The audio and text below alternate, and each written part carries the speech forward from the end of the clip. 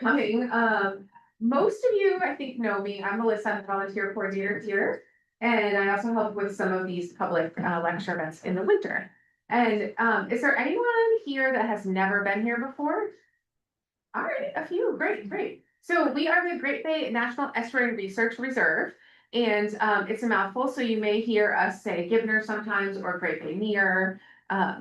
All means the same thing. And we're part of a national system. There's 30 reserves around the country. The closest one to us is in Wells, Maine. A lot of you have probably been there. And this particular property is is that sort of the educational hub of the reserve. So it's where our offices are, it's where our public programming happens. But we have a lot of other properties that also we do research and monitoring, or sometimes we'll do on the ground trainings at other properties as well. And so this is the last lecture for the season, and it's all about salt marshes today. And it's going to include kind of what they are, what we're doing, what you can do, lots of interesting things today. And we've got 3 reserve staff members here that are going to be part of the lecture. Corey Riley is the reserve manager. Chris Peter is the research coordinator, and Lynn Vaccaro is the training and engagement coordinator. So you'll learn a little bit more about them too as well when they come up. Okay, hi everybody, I'm Corey, and the first thing I want to do is thank Melissa because she does such a great job with these Lunch and Learn lectures. So thank you, Melissa, not just for today, but for doing this throughout the winter every year. So we are here today to talk about salt marshes. And who you're going to hear from, you're going to hear a little bit from me about why I am personally so passionate about salt marshes and why our organization focused so much time and effort on them. Then you're going to hear from Chris Peter. He is our research coordinator, and he is the one that has a lot of technical expertise in salt marshes and has been studying them for, I would say, over 20 years. That's a guess, but I think I'm about right. Yep. So he'll be able to tell you what he's seen and what we're studying here at the reserve related to our marshes. And then we're going to hear from Lynn Vaccaro. She is our training and engagement coordinator. And here at the reserve system, we don't want to just study things. We want to study things, learn things, and then bring that knowledge to people who can use that information to improve the health of the bay. So that's a little bit about what you're going to hear about today. And so there'll be 3 different speakers. So we'll keep you on your toes. So the first thing that I want to say is I just want everybody to like pause and look at this picture. Doesn't it just sort of bring your blood pressure down, make you happy, make you calm? There's really nothing like more common than seeing a marsh at sunrise or sunset. They're beautiful, right? And they also are like a little misunderstood and have been for a very long time. So we are a National Estuarine Research Reserve, as Melissa said, and there are estuarine research reserves all around the country, and most of us have salt marshes within them. We all have either salt marshes or mangroves, so coastal wetlands. This is a really important part of our mission, and we were created as a place-based program that could protect estuarine habitats like salt marshes. We were created in the 70s at a time in history where we were rapidly dredging and filling wetlands. So creating airports, creating parking, areas in cities. And between the 1800s and the late 1900s, we lost a very large percentage of our salt marshes in our country through that type of activity. So when the reserve system was created, it was really created in order to make sure that there were places where these habitats could be protected, and specifically protected for long-term research. So we could understand how they function, how they're changing, what do we need to know about them that would make it more likely that we as a society could make better decisions in the future and make sure that what is special about salt marshes is retained. So Chris is going to talk about that part of our mission as far as being a long-term platform for research and monitoring for habitats and conditions like salt marshes. So you're going to hear a lot about why I love salt marshes, but a big part of it is because it's what we were created to do, is study and protect salt marshes here at the Great Bay National Estuarine Research Reserve. So what is a salt marsh? When you think about the coast, you might first think about Seabrook or a place like Rye where you see a rocky coast or dunes and a beach. And a salt marsh is something that you'll see only in areas that have a lower wave energy. So in order to thrive, a salt marsh really needs low wave energy some sort of sediment supply, usually from a river, right? And in those conditions, a salt marsh can grow. Salt marshes are have a lot of unique adaptations, but it's basically a meadow that grows in a very specific place that is tidally flooded. And so salt marsh plants have unique adaptations that let them tolerate pretty extreme conditions. So they have hollow stems that allow the oxygen to go down their root system. They can secrete salt to kind of help export excess salt. And these features make them uniquely suited to live in this environment. And that's why when you look out, it's like a beautiful meadow. Now, it looks like it might be all the same kind of grass, but it's actually a whole bunch of different vegetation types that are similarly adapted to thrive in this environment. And in addition to having unique sediment, unique vegetation, they also have a unique sort of peat. So there are peat bogs all over the world, and our salt marsh habitats also are on top of peat. And peat, as many of you likely know, is a type of kind of sediment structure that is basically a lot of decomposing vegetation. And it takes a long time to build up peat. And that is one of the reasons why if you lose a salt marsh and the vegetation goes away and it starts to erode, you can lose your peat structure. And the peat is what is storing a lot of carbon, which is creating a lot of our ability to absorb nutrients and water in a salt marsh. So when we talk about why salt marshes matter to people, one of the key things is just what that first slide evoked, which is just they're beautiful and they inspire people and they make people feel calm, and you want to take a kayak and you want to fish next to them and you want to sit and read your book next to them. I've heard, but I can't find the statistic, that there's a crazy percentage of landscape paintings that are generated in New England that feature salt marshes. And if you think about that, if you walk into a gallery in Newburyport or Portsmouth or Portland, I think you'd probably agree with me. So they're important to us aesthetically, and also sort of sense of place and culture here. They're also important to reducing erosion. So that vegetated structure along our riverbanks is going to hold the sediment in place and ensure that when there are a rainstorm or a boat that drives by, that the soil does not wash away. And that in turn helps the oyster beds, the eelgrass, things that can get overly sensitive to excess sediment in the estuary. Fish and wildlife habitat. Somewhere between 75 and 80% of recreational and commercial fishery fish and shellfish spend some portion of their life history in the estuary, and many of them spend their time in salt marshes. As you can imagine, all of the vegetation creates an amazing place for young fish or invertebrates to hide from predators. And it's a great food source because there's all kinds of activity happening as the plants decompose. I also want to point out that within New Hampshire, it's not just the fisheries. That's a huge economic contributor to our state. But in addition, wildlife watching and angling and hunting generates around $685 million a year in the state of New Hampshire. For storing carbon, many people don't know this, but mangroves and salt marshes store carbon at a rate that is 10 times higher than tropical forests. So they are incredibly productive at storing carbon, and a lot of that has to do with the peat and being able to put so much of the vegetation that's underground. So that's an incredibly important ecosystem service as well. And then when it comes to flood and storm protection, since Hurricane Sandy, this has been something that a lot of people have studied and a lot of people have talked about. And I find this really fascinating, that wetlands like those that are in salt marshes prevent an estimated of $267 billion in storm damage every year.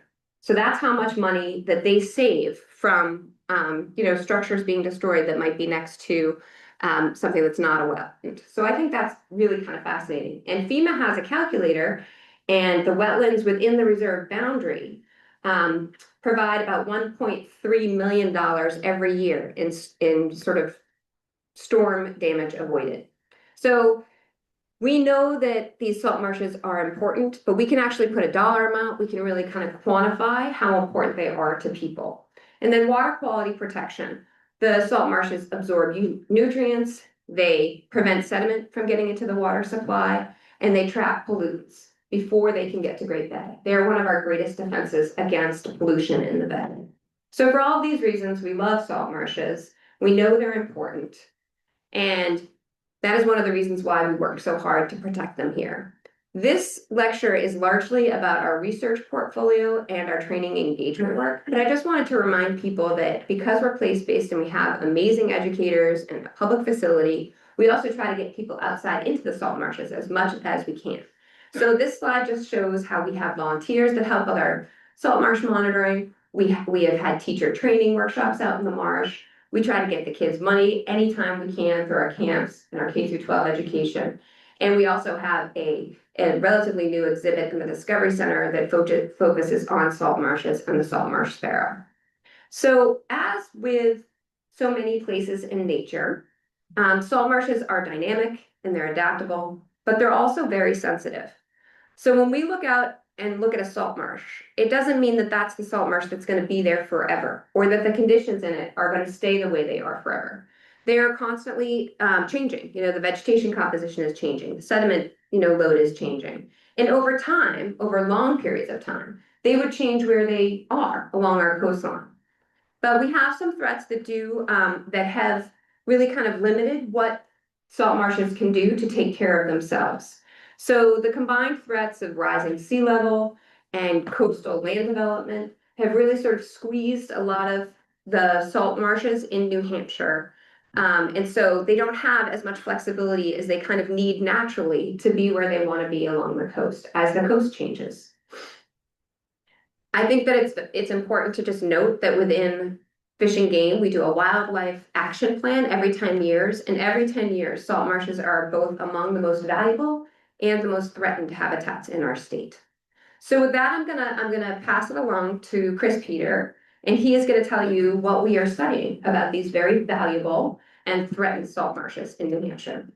Thank you, Corey.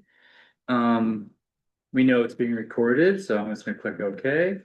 And I appreciate that. So like every good story and every good movie, there's like things are going well. Corey said that. Why are so much so awesome? I'm gonna tell you when things go bad, and then Lynn's gonna tell you like how things are gonna improve. So I'm like the more interesting but less optimistic part of this presentation. And if I can get the technology to work, oof, do my backup plan. Oh, I'm on the wrong thing. All right. Here we go. Take 3. Okay. And you can tell I'm the eccentric scientist because I'm wearing a hat in Birkenstocks with March. So why are we studying salt marshes? Basically, we want to understand them. We want to understand like what are their value, what do they do, and that's the most important thing. Is when we first colonized the shores here in New England, we just assumed that they weren't valuable, or they're valuable in like one instant way. And so, like everything, if you're going to buy a business or buy a home or hire somebody, what is the pros and cons of all those things? And that was the first thing we kind of overlooked. But I would say that's the most important thing. The next thing is what Corey mentioned. Like, what do they do? What's the ecosystem function? Corey did that in great detail. I won't have to reiterate that. And then lastly, which is the phase we're in, like the last like 30, 40 years, we've been kind of trying to document how we've been impacting marshes over the last hundreds of years and how we've been impacting the marshes more recently. And then the new phase of science I see is more recovery and restoration. How do we fix these things? And in order to fix them, we need to understand how they function, and like how do the tides function with the sediment, with vegetation, through plant competition, through animal activity, and then how do these threats kind of alter that? And so that gives us to like a nice platform of learning, which I've been doing for the last 20 years. Some of my colleagues have been doing for 50 years. The base of scientific knowledge is about 100 years on salt marshes, maybe a little bit longer through like a little bit non-traditional scientific learning. And so that's my spiel for marsh research. And so I wanted to jump into threats. So to understand where we are now, we got to understand the past, because the past is still affecting us now and the future. So again, when we colonized the shores in like the 1700s, it was very wooded, except for the coastal marshes. And we wanted to do farming. So the best places to farm were in marshes for either salt hay for like livestock, or we drain and berm the marshes so we can bring in more upland crops that are more traditional, because there's only a couple of species that can really thrive under that productivity in the marsh. And so they were heavily ditched, heavily burned. This is just a photo representation of that. Basically, every like 20 or so feet, kind of grid ditched and trying to take all that water off the surface of the marsh so your crops would thrive. More modern threats. This is a plant you've all probably seen, whether you know it or not. This is called Phragmia australis. It's common reed. It grows in marshes. It's non-native. It's native to Europe or Asia. It was probably brought here accidentally through ship ballast, we think.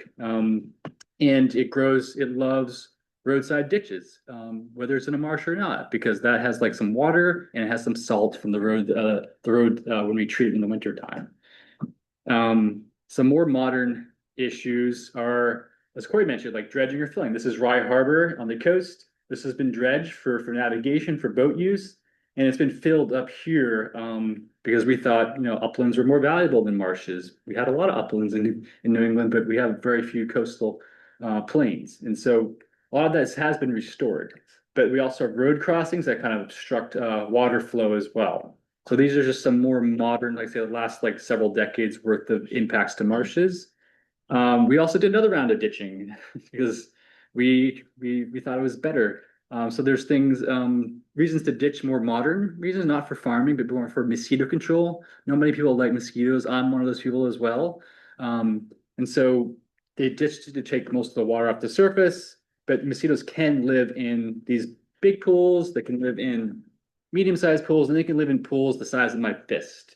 And so the problem with ditching the marsh is you take the water away, but you still have these micro pockets where they can breed and they can pupate in like a week or so. And fish are the main predators, and fish really just live in those larger to medium-sized pools. So we actually made the problem worse. And we took the natural predators away from mosquitoes. This is kind of, I'm going to jump on my soapbox a little bit here, but this is like one microcosm of management that went kind of awry. And when I said I have like 20 years of marsh experience and like collective body of like 100+ years of marsh experience, marshes have been around since the Eocene, so like 35 to 50 million years. And so my humble opinion is I don't know nearly as much as these systems that have been harmonizing for millions and millions of years. So my view on keeping these things pristine or restoring them is to remove human fingerprints, because these things know how to work if we just kind of remove these impacts and threats. And this is just one example. There's countless examples, like planting soy crops in rainforests, damming rivers for native fish, and these are just many different examples. In the future, this is probably a familiar picture to many of you that's been on this boardwalk. It's right out there. This is what marshes mostly look like. They do get flooded on occasion on spring full moon tides or new moon tides, and they do get flooded quite a lot on super tides or storm surges. And this happened a couple of years ago. Melissa took this picture, and this is just kind of illustrating that the main threat going forward is sea level rise. And whether it's through a gradual sea level rise as our glaciers and our ice is melting globally, or just huge pulses of storm surge that have effects on the marsh and the upland forests. Another threat to the marshes is global warming. So the body of water in the Gulf of Maine is one of the fastest warming bodies of water in the world, in the 99th percentile. The air is also warming too, but not nearly as fast.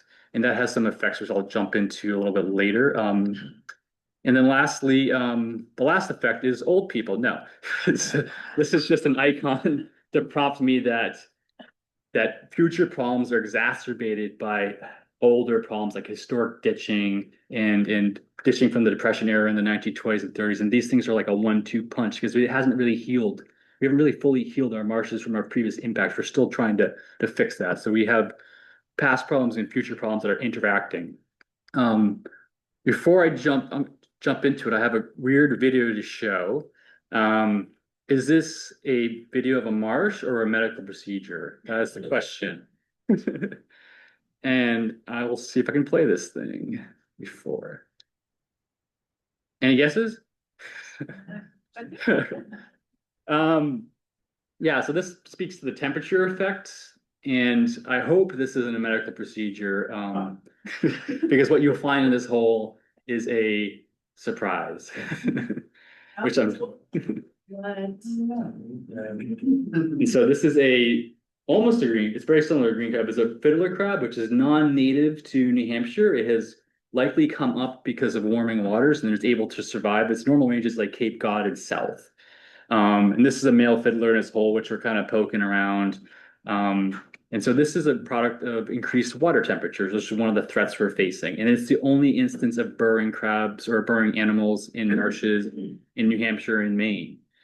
So it does pose a threat. They are been associated with marsh loss. In their native range, they're not, but they're in the northern range. They do different things, and their new ranges do different and strange things like phragmites, that grass that I showed before. And there's other crabs that are coming in. Lady crabs are on the coast. Blue crabs are on the coast, off the coast, in Great Bay, in deep water Great Bay, in marshes in Great Bay. They're very elastic, very adaptive. Purple marsh crabs, we don't have them yet, but I expect we'll have them soon in the next year or so. And then fiddler crabs, what I just showed. So we've been trapping for crabs for a while, last like 3-4 years, and we do it all through Great Bay, subtidal, and in intertidal, Middle Bay, and Great Bay. And I was going to spotlight a couple things. For fiddler crabs, this is a male fiddler crab. They're about 30% bigger in their northern range. And so they eat algae on the surface of the marsh and they burrow a lot and they could be associated with marsh loss. And if you burrow too much, it could be erosion and leading to more marsh loss. But we don't know yet. We're studying that. They're not the enemy. The enemy is more climate change, and this is a symptom of that. This is us kind of monitoring that in the field. We're using our colonoscopy scope, burrowscope, and we're just trying to see what the occupancy rate of these burrows are. We're not going to check it for every hole. So we get a rate and we understand, is it a male, is it a female, is it egg bearing? We're looking for life cycles, because if we have a population that's established, we would expect to see every part of the life cycle. And here's just a cute video. These things are very skittish. There's not too many of them, so they don't have to compete, they don't have to travel far, so they're in their burrows a lot. And they're shy. And this is a male emerging from its burrow. And even just a small fly will spook it. Oop, yep. So not vicious at all. They do have big claw, but I find them to be pretty easy to handle. Blue crabs, on the other hand, they are the opposite. So it's the same story. Temperatures are allowing them to come up northward. Again, they're not the enemy. They're just a problem, a symptom of a larger problem. They've been kind of observed from time to time in the past, more one-offs, which probably from warm winters, and probably died. But more recently, in the last year or two, we see bigger populations. Ironically, this winter and last winter, we think they knocked the populations back because it's been so cold, right? We all experienced that. My pipes froze in my house for the first time. I've lived there for 15 years. So yeah, so I would take pipes or blue crabs. I think I would take pipes. And this is one of my colleagues trying to handle a blue crab. These things are so vicious that even a boot in kitchen tongs or makes it a little bit tricky to handle. They could have implication in salt marshes. Okay, I don't want to compete with the video. Because they live in salt marshes. They could even eat those fiddler crabs. They do. Both inhabit that same area. I've seen video of them eating them. They could also eat lobster, juvenile lobsters, and oysters and mussels. So there are questions we want to ask there, not just in marshes, but also in the bay. Abrupt brain shift is how is sea level rise affecting marshes? So I just did the temperature, the cute crab stories. This is more the sea level rise story. So this is the same boardwalk here. And this is our marsh. I just want to point out some signs, what I call signs of degradation. So it's going to kind of zoom into the low marsh, which gets flooded twice a day, every day. And that's like this taller, lusher green grass. And it's pockmarked with some pools and some dieback and some calving. And in the high marsh, there's some areas that are racked over and some areas that are lush. And then some areas that are lots of standing water that can no longer sustain plant life because there's just too much flooding and not enough drainage. And then all the way at the upland, we're seeing more invasive species. We're seeing more trees and shrubs dying. And then this more traditional drone's view, you could see just a lot of water, almost more water than marsh, which is not normal. And so these are symptoms we need to address. Since I'm a scientist, I'm going to show a couple of graphs and try to explain it pretty quickly. So this green line here is unvegetated cover in the last 15 years. It has been increasing. At a significant and alarming rate, and everything else has been decreasing, whether it's spartina altiflora, which is smooth cordgrass, or salt hay, or other halophytic specialized salt tolerant plants. And so that's a problem. Another little bit more complicated way to look at things, I'm just gonna hone in the low marsh. There's this pink salmon color, that's algae. Algae is increasing over time. And then our unvegetated is increasing over time, and our cord grassed is getting squeezed out. So essentially, we're squeezing out our keystone plant species with other covers. And I'll show a picture of that later. Spartina patens is salt. Hey, it dominates the high marsh. I just wanted to point out in the transition area, it is kind of petering out, pun intended. Um, and then if you all remember my last name, and then the unvegetated category is increasing in all zones of the marsh, which is a problem. So we've been studying marshes, and I just want to kind of show some pictures. This is the picture of the low marsh, which has got a lot of algae, some fucoids, which is rockweed, or some sea lettuce in there, but not much marsh plant life.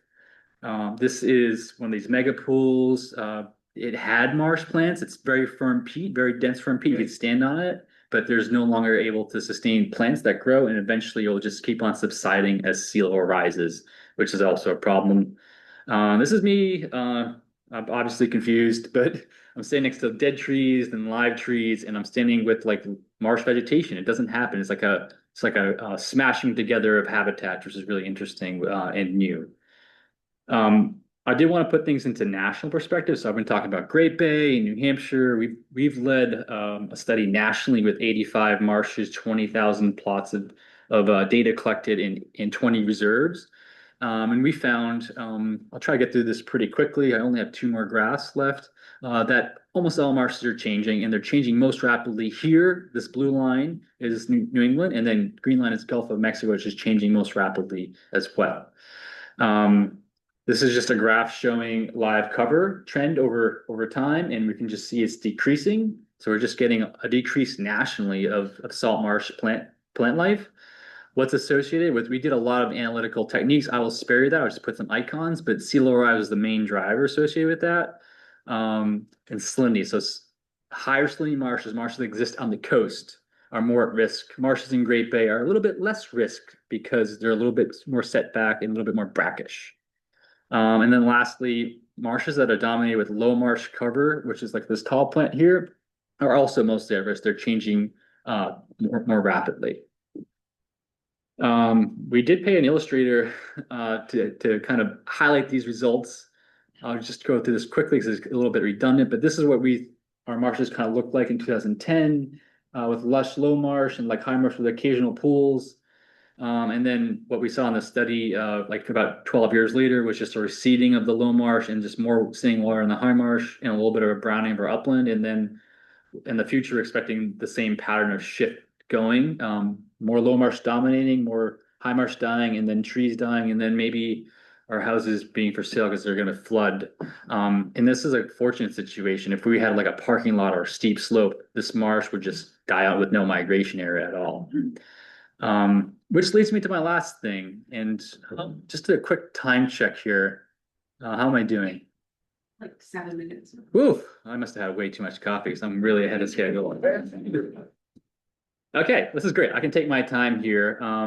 So I'm gonna pop out of this, yeah, of course, and get into one of our mapping tools. So this is just to orient you. This is Great Bay in the coast.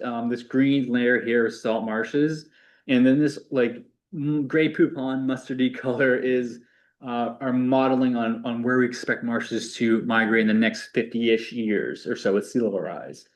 I'm going to point you to two case studies here just to kind of show you how we're using this data. So we use this data to understand marshes on a landscape scale. Like we can look at the juxtaposition of like how marshes are doing on the coast versus in the bay, and what their buffers are how they're interacting with buffers, and what type of impairments and stuff like that. So before I talk too much and lose my train of thought here, because I have a Swiss cheese brain currently, is that I'll just jump into it. So this, I think most people might know Portsmouth. This is the library, the middle school area. I was actually just running there yesterday. I could have snapped some photos, but we have this nice coastal view. So we have basically all the migration space of this marsh, which is actually bigger than the actual marsh itself, is really just by middle school and library and ball field and other like residential buildings. It's all really in that layer.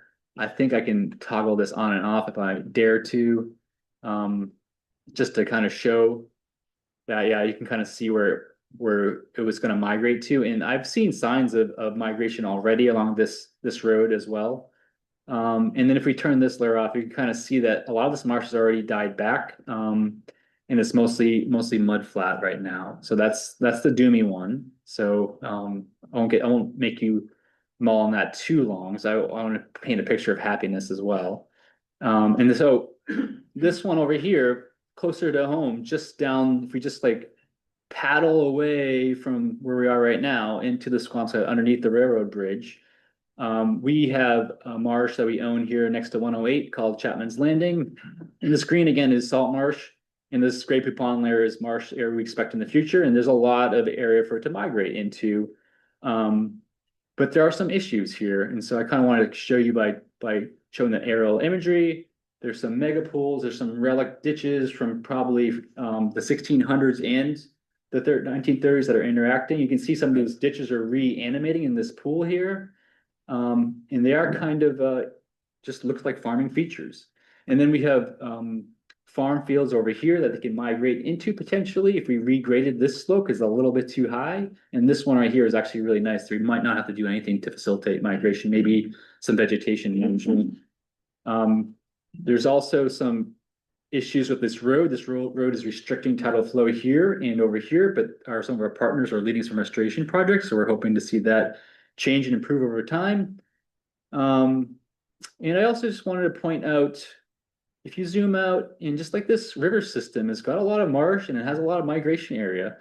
And we have some hope here. So that's probably a good segue to Lynn, because she's going to talk more about the good part of like, what do we do next story.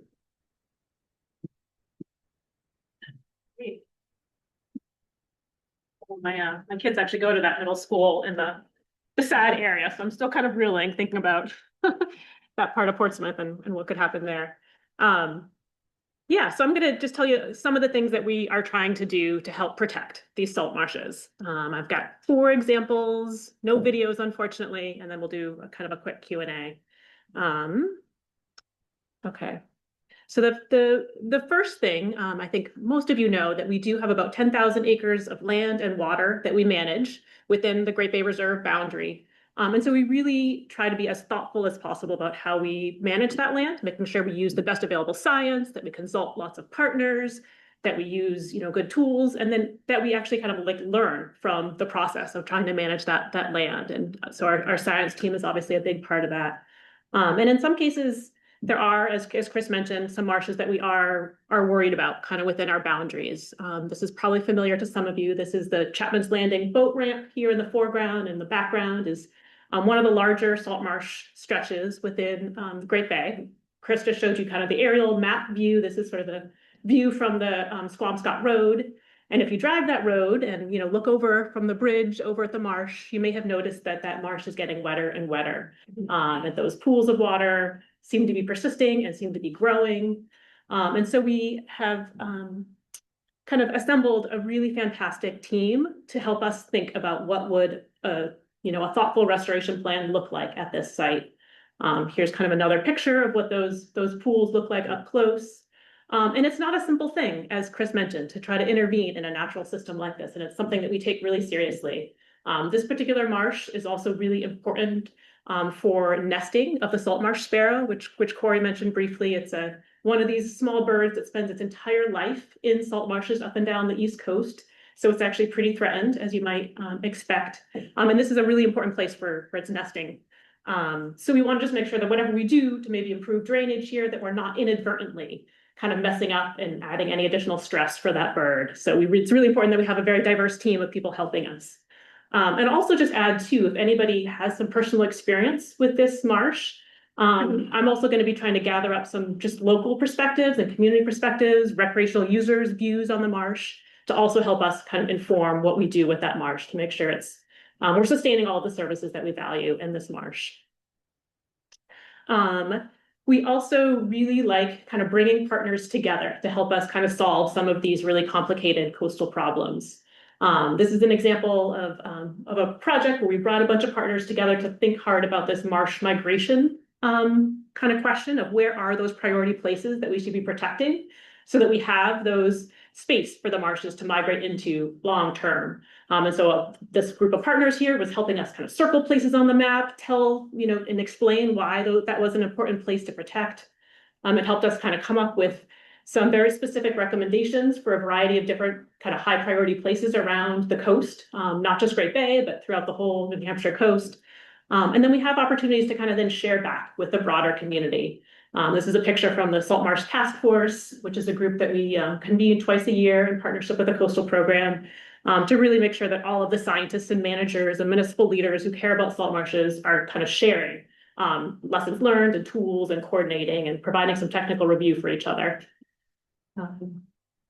And then here's an example of how we try to make our maps and tools. Chris showed you that interactive mapper. This is sort of a static view from that mapper that we produced in response to a question that a partner brought to us. The Nature Conservancy and the Southeast Land Trust were considering some land protection opportunities, and Corey's well positioned. She sits on this group called the Great Bay Resource Protection Partnership, with all of those partners kind of come together and kind of share advice. And so oftentimes when there's an opportunity to protect a piece of land in the coastal area, they'll come and talk to Corey. They're like, hey, is this important? Is it not? Can you help me tell the story? Can you help me raise some money? So this is one where they were considering this space. This is Lumberland Creek Preserve in Newmarket. And we were able to show kind of where we thought that marsh might migrate into in the future, and to produce some maps that they could use in their grant proposals to kind of further justify protecting that land. So it's nice to be able to really make our tools available to our partners to kind of to do good work around the coast. I've also been thinking a lot about not just our big chunks of salt marsh, but also like those little salt marshes that maybe are right next to somebody's home, right next to a road. Those are also really important places to protect, both for water quality and habitat, but they're also really important to people. This is a little marsh very close to actually where my mom lives in Kittery Point. And this little marsh here actually isn't looking that great. If you were to get a little bit closer, you could kind of see that. And if we were to lose that salt marsh, you can imagine that road is just a dirt causeway that leads over to another group of houses. Is going to be that much more vulnerable to erosion and to sea level rise. And I know that this group of people are debating what to do about this road. They want to pave it. You can understand why they might want to do that. But wouldn't it be nice if we also had some way to support them in taking care of that marsh, which is also part of their natural infrastructure in this area. This is also another kind of image. This is actually close to where my dad lives in Elliott on the Piscataqua River. And this little patch of salt marsh is, as kind of Chris explained, sort of more generically, you can kind of zoom in to every little piece of salt marsh, and you can start to worry about those little pieces that are calving off and are falling off and eroding, and leaving that shoreline more vulnerable. And it's actually really sweet. My dad and his husband are really, they're gardeners. They take care of their land very thoughtfully, and so they've been taking these little orphaned salt marsh grasses that are kind of falling off the main chunk of salt marsh there and trying to replant them. I don't know if you can see kind of in the they're like putting them, kind of trying to sort of replant them along the shoreline to kind of reestablish that salt marsh. But they don't know that much about salt marsh ecology and how the plants work and the peat works. And those grasses, right, they really depend on being part of this interconnected root network. And that's part of what gives them the strength that allows them to survive in this really, precarious environment. So once they kind of get orphaned from their fellow grasses, it's not working that well. So I would love for there to be more tools for people like this.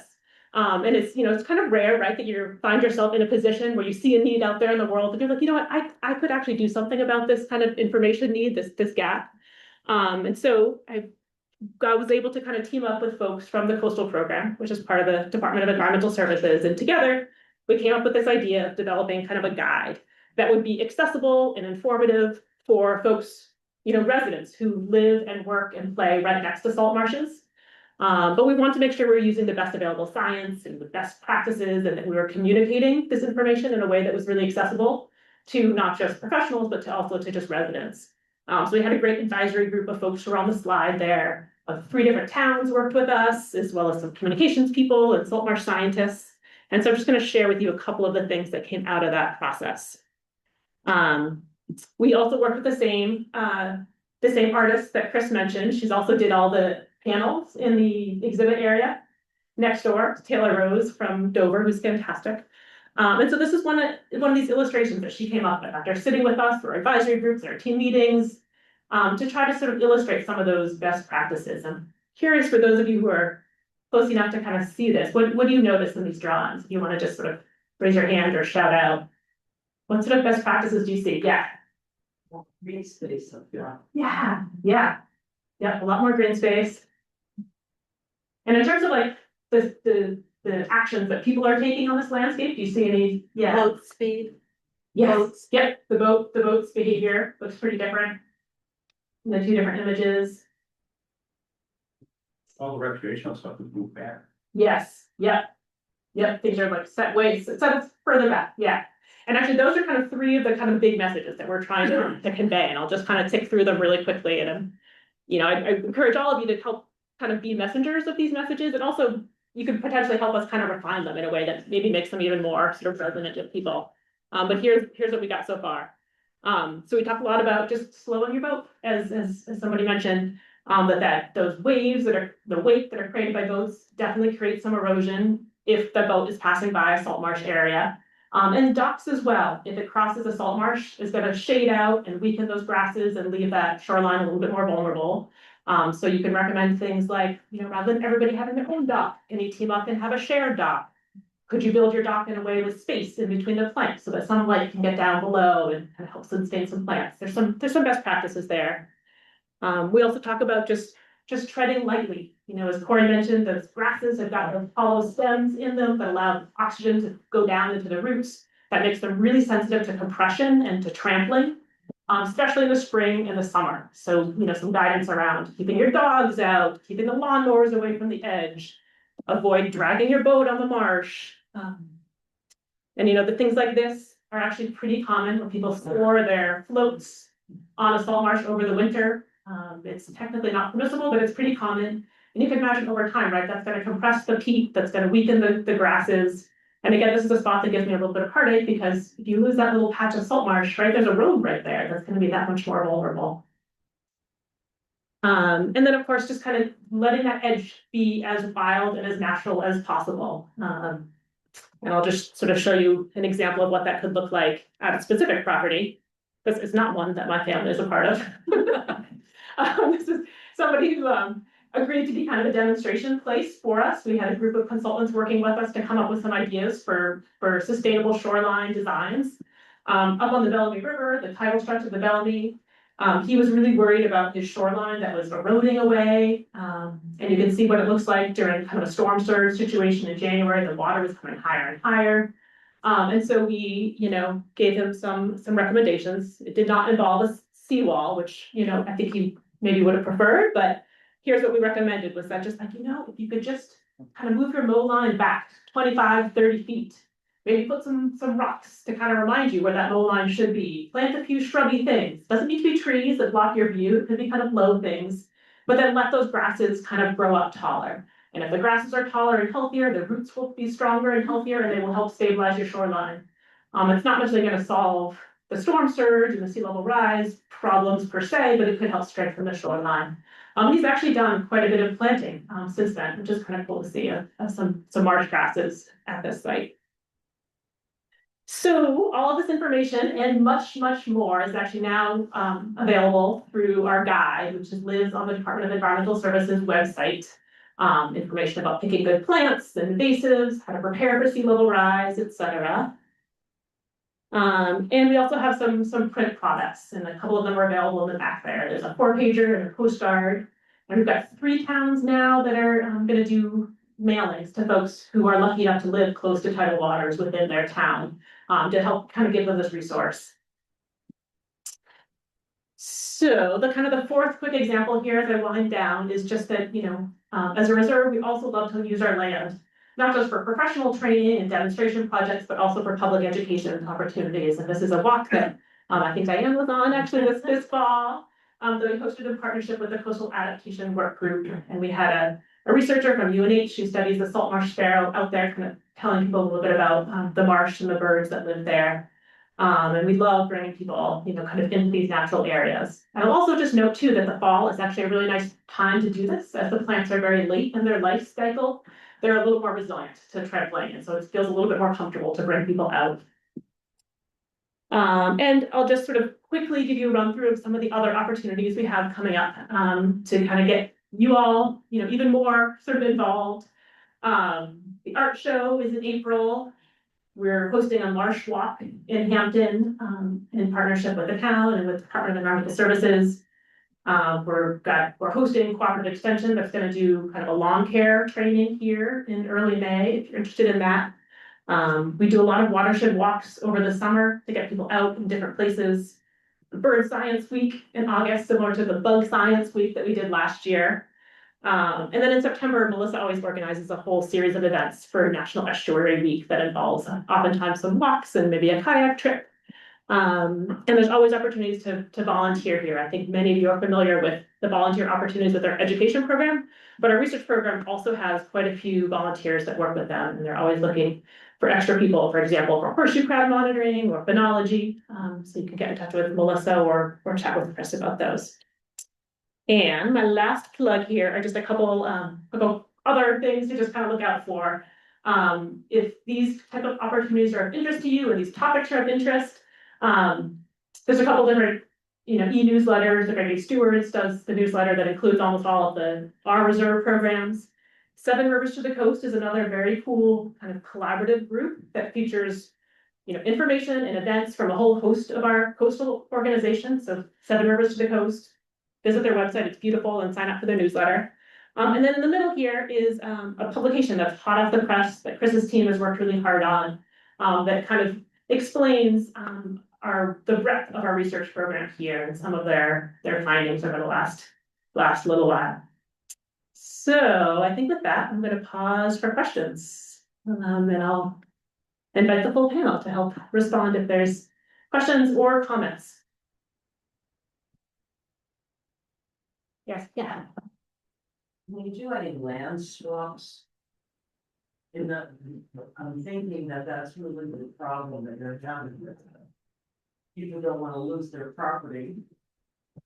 But if they have some sort of something in exchange, it might make it more possible. I don't even know how you pay for that or whether it's possible. Yeah. They do it with farmland, Yeah, transfer development rights and so forth. So I was just wondering.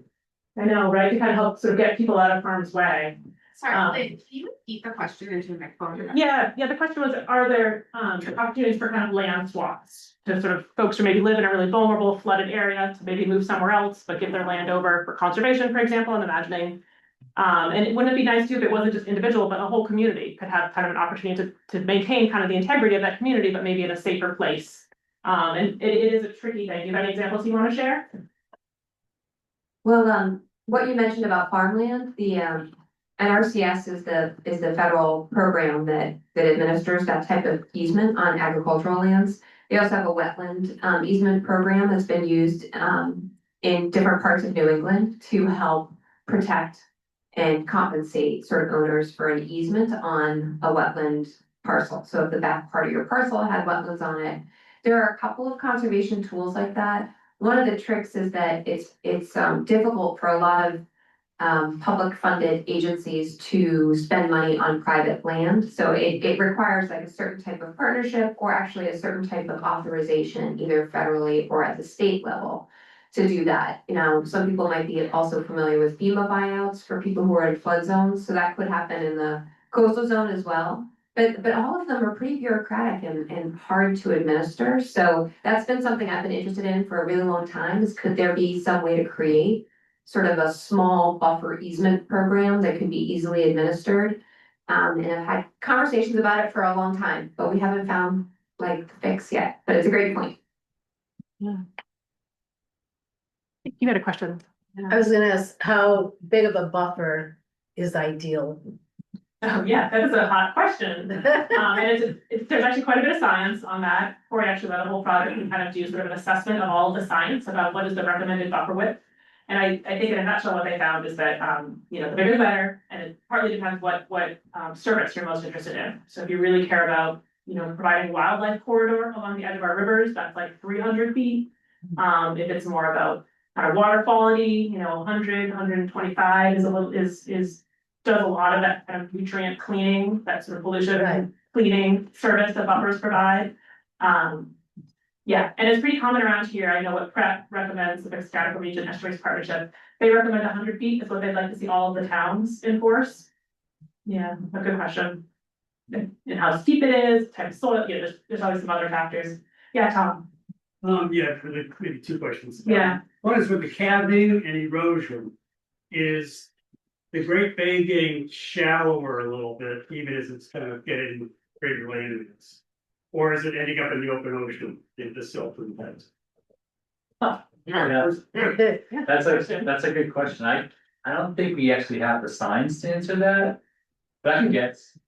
So, my guess is, I was looking at the hydrodynamic models that have come out in the last couple of years, which are really awesome to have. It seems like most of the sediment is kind of depositing in Great Bay and then resuspending and like staying within it. Even like oyster lava, for example, they mostly like they jump up during like high tides or during low tides and go down. They don't really transport out too much because they don't want to. Because if they transport out, they could go to the ocean and not find a place to settle. So just looking at that, I think a lot of the sediment is retained. And that kind of is a problem because if it gets resuspended, it prevents, like it has issues for fish, it has issues for seagrass for life. But my guess is it mostly is becoming more shallow over time, if anything. Because there's more, let's say there's more marshes die and they'll calve off. And we have more sediment, sediment will probably end up in the bay. If we're lucky, it might resuspend back into the marsh. Like if we lose a marsh one area, it might come back another area, but I think it's mostly the former because a lot of these areas are not hospitable. It gets settled down and then still not be colonized by plants because it's just not hospitable with sea levels. I do want to also see if anyone else wanted to add to that answer, but The only thing I'll add is that I saw, we often work with Tom Littman at UNH, and that's the person that did the model for Great Bay.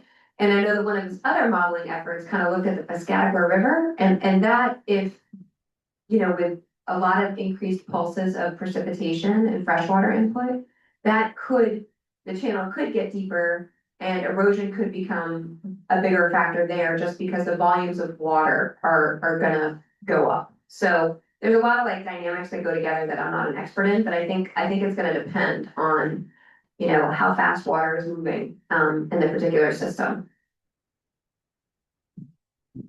My second question is, so it is a little bit intuitive that I might know the answer, but just what's the scientific definition? So if you, for example, drive up off the Swampscott at 101, you're in salt marsh, and within hundreds of yards, you're in what we would call marsh or freshwater marsh.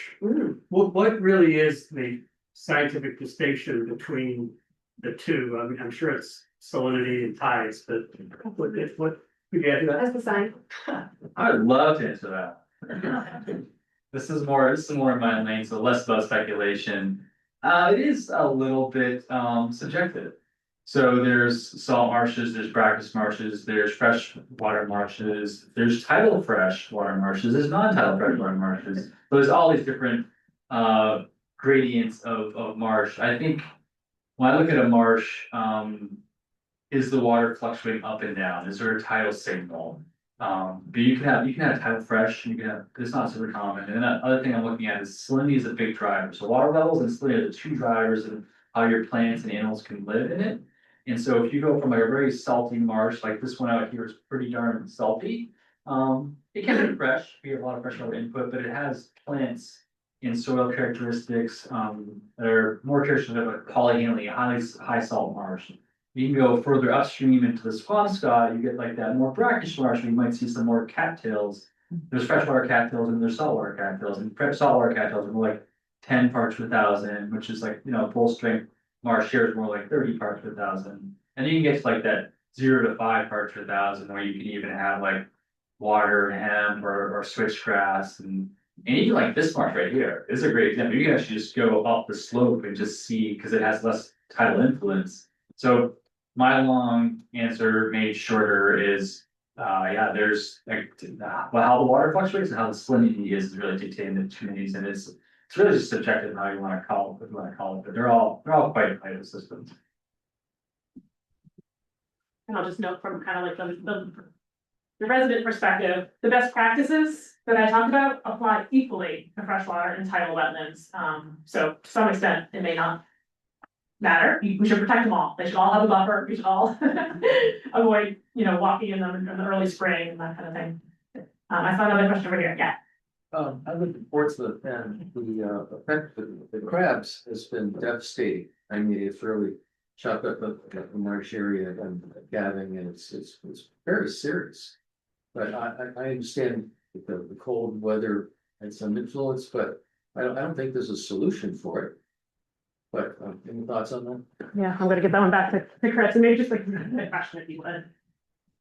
Sure, I will try to repeat the question. Basically, the gentleman was saying that, he lives in Portsmouth, there's noticed some crab activity that might have led to some marsh loss along with maybe some ice damage. Is that pretty much it? I would take out a little bit and say it's been devastating. Devastating, which is the opposite a little bit, yeah, so. Because I thought it was boat lakes for a long time, then I went and I put some barriers up, but it's the crabs.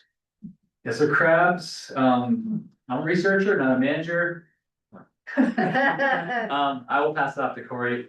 It is tricky, like, what are you gonna do if it's fiddler crabs, they're burrowing. There are some natural predators like blue crabs, or unnatural predators, and maybe some birds, but really, there's not much you can do. There's a proposal that I'm on that's going to be submitted soon, and we're thinking about just like excluding them, like through like fencing and digging in.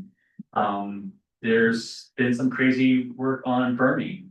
If you burn the marsh, because these crabs, some of these times these burrowing crabs are associated with a fungal pathogen, and in combination, they can do a lot more devastation. So if you burn it out, you kind of lose that fungal pathogen. That might be not the case at your place.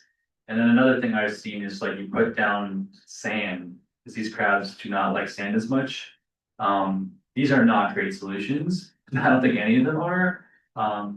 Yeah, so that's a good segue to hopefully the manager has a better solution. No, well, I'll just say with crabs, and I think some people are aware of this, that if it's a blue crab, we could create a fishery, and that would be a management technique. If it's a fiddler crab, there's probably not gonna be a commercial fishery, but you never know, bait, pet food, you never know. That a lot of that's being explored, with green crabs. So one solution is always like create a market if you can. It's interesting with crabs because I would never think this would work, but on the West Coast, there are reserves on the West Coast that have actually been like hand trapping invasive green crabs, and it's worked. So I think part of it is like we have to study like what's happening, and I guess it's like another reason why it's important to do what Chris does to figure out about this fungal pathway. Is there a link there that we could break? To figure out who the natural predators are, to keep an eye on fiddler crabs, because we know that the burrowing does not have the same impact in southern marshes as it seems to here. So what else is going on that we could study and understand to help us protect from impacts here? So, I think that it's pretty likely as conditions change in the environment, we are gonna see species we haven't seen before in our marshes, in our rivers, in our oceans. And so there's not a lot we can do to stop that all of the time, but there may be things that we can do to adapt our own practices, whether that's harvest, whether that's exclusion or trapping, or it may take us a little while to watch and wait and see what those actual impacts are, because often there are initial impacts and then it either gets worse or it gets better. So it'll be something that I hope that we can be a part of studying over the long term. Thank you for that question. Other questions? Yeah. The eelgrass being reintroduced into Great Bay, is that UNH or who's handling that? Just wanted to hear more about it, if they're in crates with oysters or Yeah. I mean, I wouldn't say they're reintroducing it, but they are trying to restore populations of eelgrass. It's there's still quite a bit out there naturally. Do you want to? I mean, it's mostly for eelgrass, it's largely the University of New Hampshire and the Piscataqua Estuary Piscataway Region Estuaries Program, so PREP. So those are the two key partners. There are a lot of other people who are often involved, and EPA. And then for oysters, it's also often UNH and the Nature Conservancy are two people who do a lot of oyster restoration. And then PREP gets involved as well as do other partners. So, Are they put together in a crate and the crate's on a buoy and? oh, for how they do the eelgrass restoration? Yeah, Oh, they've tried a couple different things. I'll hand it over to Chris because they've been experimenting. Yeah, there's a lot of different ways to restore it. Before I jump into that, I just wanted to say, like tying it back to marshes, like Great Bay is kind of like the marsh hub. And then Piscataway Estuary Partners is almost like the seagrass hub. Oh, Nature Conservancy okay. is kind of like oyster. We all work really closely together. We all work on the same things. Okay. And marshes are critical for these other habitats, right? Because they filter sediment and they filter nutrients. And these habitats are getting, oysters and seagrass are getting degraded. So if we lose more marshes, I think it'll be a positive feedback mechanism. When I say positive, it actually means negative, like it just cascades and cascades and cascades. So that's another good reason to protect and restore marshes, because it will protect and help us restore seagrass and oysters. And to restore seagrass, there's definitely a lot of different techniques. You can play with these, they call them turfs. They're basically like Yeah, lobster cages that have bricks on them, and they kind of exclude green crabs and horseshoe crabs, which don't really eat seagrass, but they might. I don't know. I'm not sure why green crabs do it, but we planted them before and they just come like snip. They're just like snip. They're just born to snip, right? And then horseshoe crabs just kind of like bulldoze around, and you know, some people would blame them for seagrass loss. I'm not quite there yet, but I can understand why people will say that. There's a tortilla method. Basically, take like a burlap, which is like I love Mexican food. You make it a circle, you weave them eelgrass buried seedlings in, and you plant it, you put a rock on top or sand on top so it stays anchored. You can do seeds, which is a more explored technique that's very successful in the Chesapeake. They're going and bringing it to here. It's a very different environment, so I'm not quite sure, but it's always good to investigate. Yeah, I think that's the main method. There's a bunch of other like nuanced methods as well, but I'm not sure if I answered your full questions. that's good. Great. Awesome questions. And while I have the mic, I do want to mention that we have awesome volunteers that helped us monitor marshes. Some of them are in the room here, and they also help us like interpret these exhibits in kayak programs as well. So I really want to thank them. And it's not just us up here, there's a lot of other staff that's involved as well. So I thank them as well. Any more questions? It's a quiet group this week. All right, well, I mean, we're all gonna kind of be emailing around, so if anyone thinks of anything, just come up and talk to us, but otherwise, thank you for coming.